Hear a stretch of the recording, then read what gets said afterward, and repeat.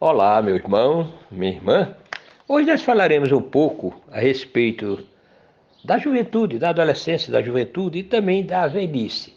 Vamos fazer o comentário procurando corrigir certas colocações precipitadas, certas palavras que não representam a verdade, no que diz respeito ao jovem, no que diz respeito ao idoso, ao velho em si. É comum as pessoas fazerem referência aos jovens, sempre pensando na irresponsabilidade, na precipitação, na inconsequência, quando nós vemos jovens responsáveis, nós vemos jovens que trabalham sempre com moderação, mas com firmeza, com responsabilidade, dando conta realmente do seu trabalho. Se existem realmente jovens inconsequentes, precipitados e irresponsáveis, essa é uma característica do espírito em si, mas não da juventude. Então, nós não podemos generalizar. Sempre que fizermos referência, que possamos particularizar, e tudo bem. Se conhecemos o espírito em si, que tem essa característica, mas não podemos dizer a juventude é irresponsável e inconsequente. Não. No que diz respeito também à velhice, por exemplo, ao envelhecimento que normalmente acontece, nós temos também ouvido de pessoas. O velho, a velhice traz a rabugice, gosta de reclamar, está sempre, parece que está de mal com a vida. Não é assim. Algumas pessoas em si, alguns espíritos que estão encarnados, eles podem passar pelo processo de envelhecimento do corpo sem se prepararem de maneira que se tornem rabugentos, de que se tornem pessoas que reclamam de tudo, pessoas que realmente não usam de gentileza, estão sempre mal-humorados, mas não é uma característica da velhice em si. Sempre tenhamos condição de fazer essa diferença. É uma característica do espírito em si. Nem todo mundo se prepara para a velhice em si. Todo mundo realmente não deseja, ninguém deseja morrer na juventude, retornar ao plano espiritual.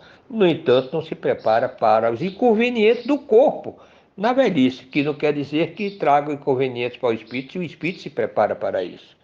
É interessante que até mesmo quando comparamos a juventude, o corpo físico e em si, o espírito, ambos precisam de exercício.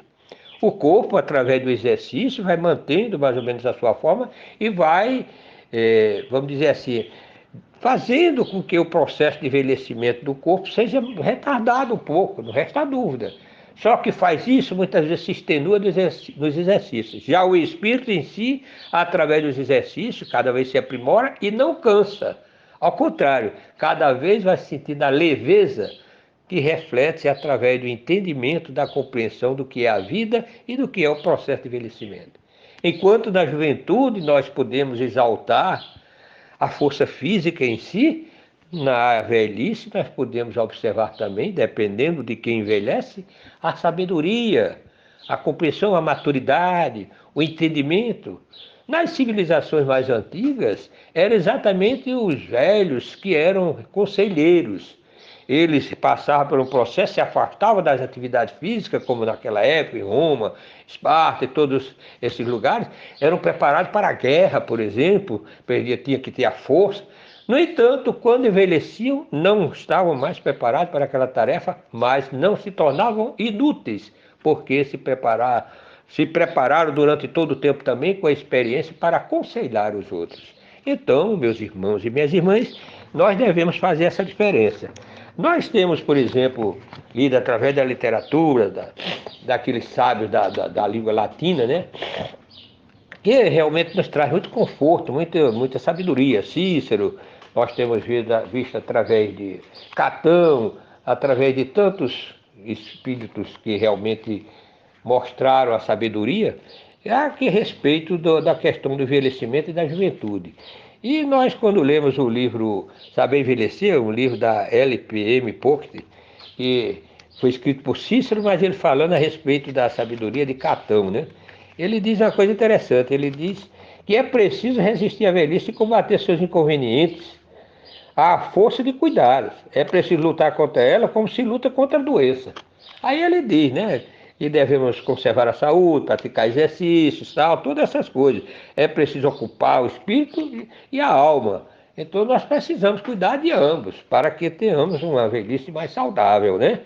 Ambos se arriscam a ser extintos pela velhice, não resta dúvida. A velhice traz seus inconvenientes no aspecto físico, mas traz seus créditos, vamos dizer assim, no aspecto espiritual, no aspecto intelectual em si. E lá na frente ele diz uma coisa interessante. Ele diz: o atrevimento e a libertinagem, se são mais frequentes entre adolescentes que entre os velhos, nem por isso são próprios de todos os adolescentes. Não é verdade? Se é comum, mas não quer dizer que seja de todos os adolescentes. Nós devemos fazer essa diferença que existem adolescentes que são realmente exemplos de equilíbrio, de responsabilidade, de moderação e de respeito, né? Aí diz ainda, somente dos virtuosos, essa característica que é nos adolescentes, né? Essa característica de ser realmente equilibrado, porque existem aqueles que não são virtuosos e que se deixam levar pela vida com irresponsabilidade. Então, dessa forma, nós temos que ver que também o disparate, né, na forma senil, não é próprio dos velhos, é próprio sim dos velhos, mas os velhos inconsequentes somente deles. Mas existem velhos sábios, pessoas que realmente trazem em si condição para orientar, para esclarecer, o exemplo de jovialidade espiritual, porque envelhecem no corpo, mas como espírito continuam joviais, alegres, felizes, satisfeitos. Então, meus irmãos, nós vamos deixar essa mensagem para reflexão, desejando muita paz e proveitosas reflexões.